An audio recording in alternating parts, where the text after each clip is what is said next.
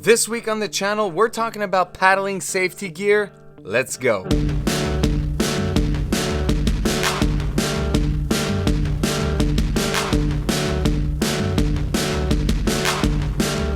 What's going on, everyone? Marty here from PireExtreme.com and welcome back to the channel. But if you're new, my name is Marty, and here on the channel I cover all things canoe camping and gear. So if that interests you, make sure to subscribe to the channel. This week on the channel, we're going to talk about a topic that is extremely important.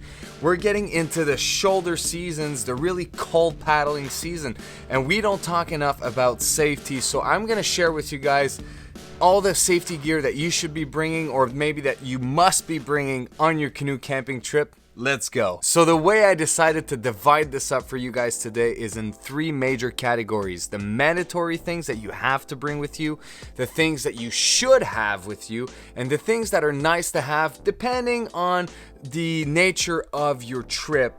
And then at the end, I'm going to talk about a bit more of a philosophy around all of this. So stay tuned all the way to the end to get the complete picture of safety for really cold or any really trip that you're going to be going on in the future. So what do I mean by mandatory gear? The things that you must bring with you on your next canoe camping trip. And basically, if you live in Canada here, Transport Canada says that if you embark in a craft on the water, you must bring some amount of safety gear depending on your craft. So everything I'll be talking about will be for canoes specifically, but also more specifically for canoes that are shorter than 19 feet, because if they are longer than 19 feet, different things will apply. And honestly, most people will ride a Prospector, 16 footer, 17 footer, so it should really, speak to most of the canoe campers out there. And one of the ways that you can basically achieve this regulation or the law is to buy an all-inclusive kit for you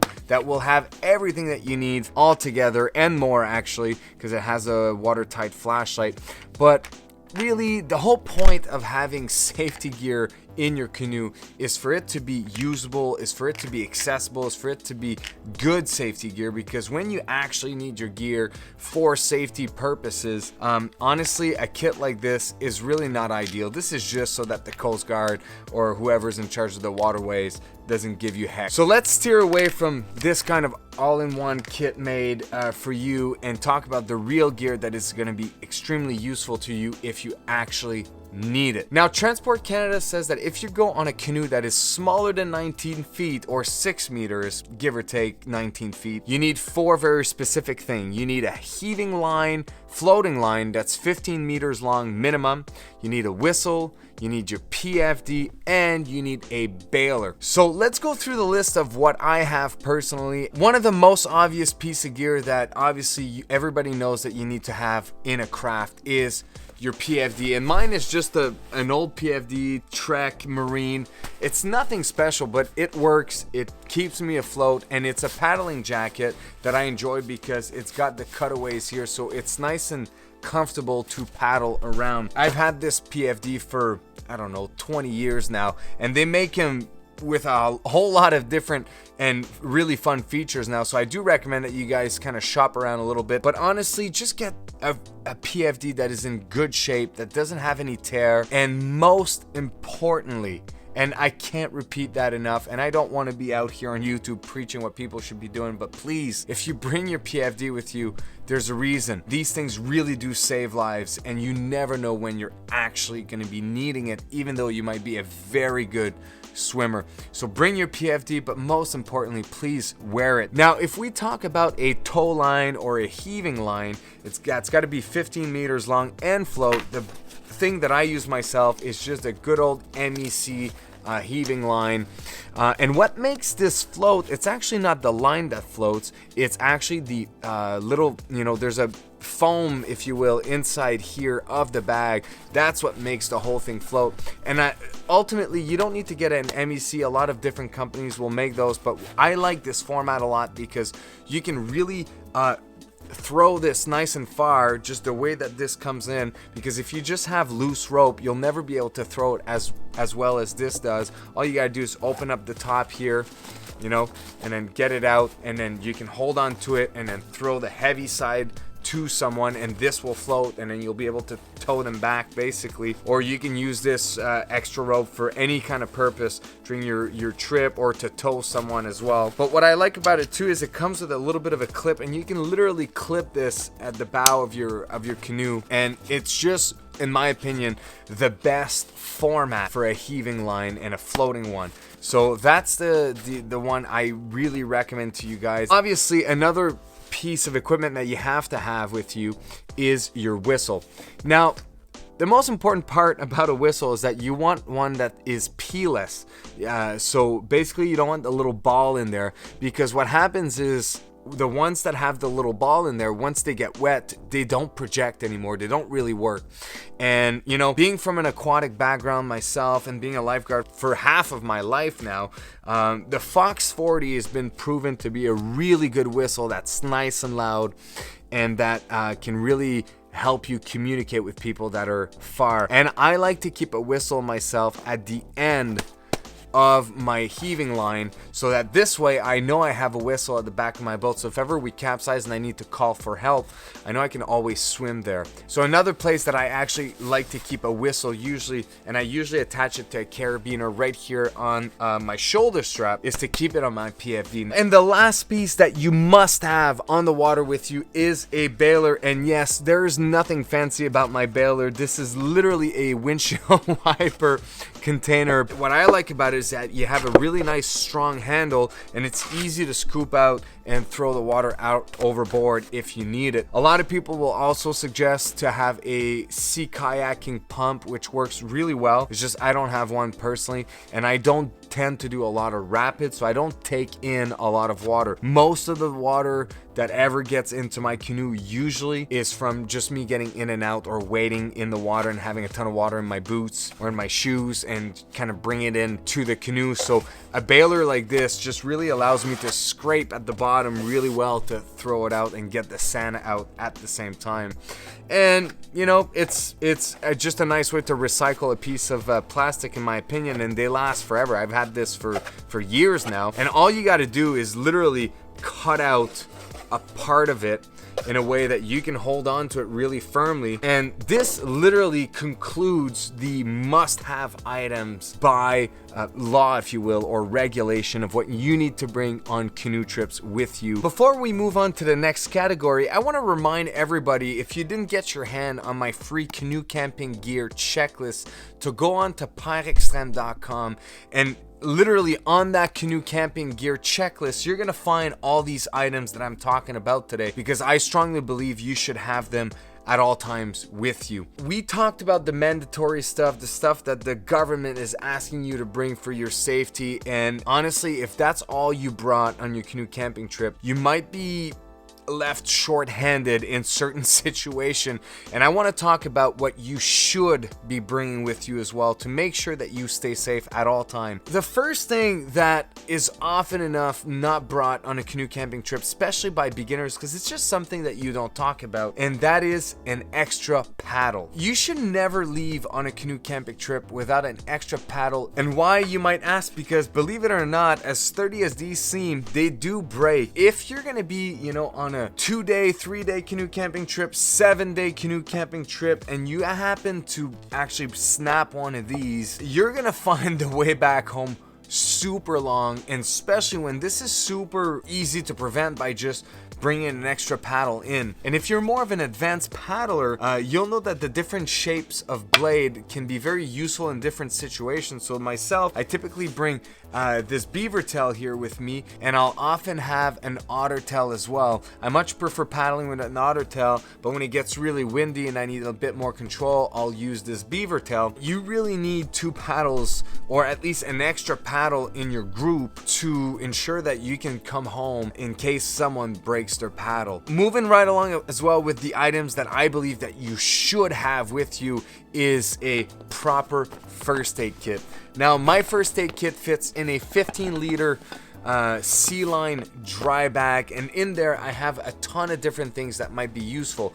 Now, a first aid kit to me, maybe you could call this a rescue kit, if you will, because a first aid kit to me doesn't just stop to bandages and gauze and pocket masks and whatever you might need, or medication. It's also things like flares and emergency bivvies, fire starter. If ever you guys are interested to see what I bring in kind of my rescue bag and what I have with me, that's just kind of bright orange so that everybody can see it, so that everybody in the party that I'm going with, they know that all the gear that might be useful for a rescue is in here and in my canoe. Let me know in the comments below. I'll gladly go through this, but this is literally kind of all of what I bring with me. And then when I portage, I just literally hold it in my hand and I have the canoe over top of my head, and it really doesn't bother me. A proper first aid kit or rescue bag, if you will, with a first aid kit inside. You definitely should be bringing one with you when you go out on a wilderness canoe camping trip. And the last thing that I believe that you should be bringing with you on a canoe camping trip for your safety, and it might be obvious, but I do put it as my safety gear,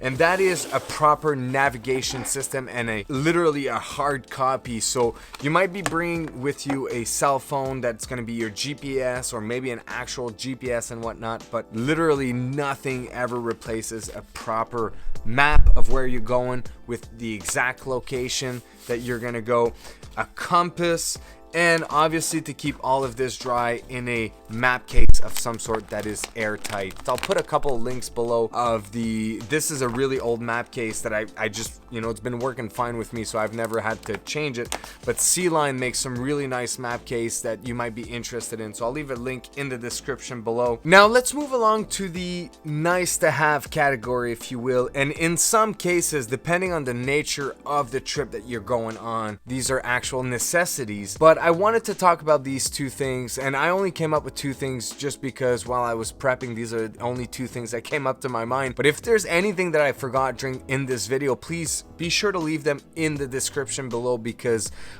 it's important to feed the conversation of how to stay safe out there on a canoe camping trip. Two of the things that came to my mind, the number one is a two-way messaging system.